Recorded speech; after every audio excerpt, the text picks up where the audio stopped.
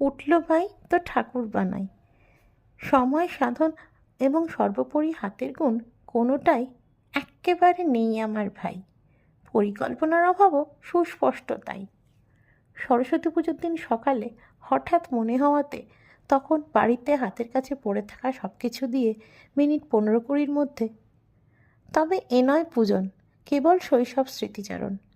ছোটবেলায় বাড়িতে পুজো হতো সব নিয়ম নিষ্ঠা মেনে। এখানে তার কিছুই করা হয়নি। পূজার নিয়ম আমি জানি না, আমায় ক্ষমা করো মা। এমনকি এই ভয়েস ওভারটাও ইমপ্রম্পটু।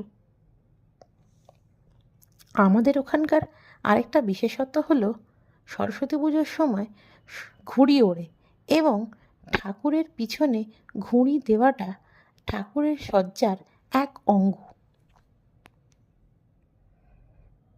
এবার আকৃতি, ওটা ত্রুটি, অনস্বীকার্য।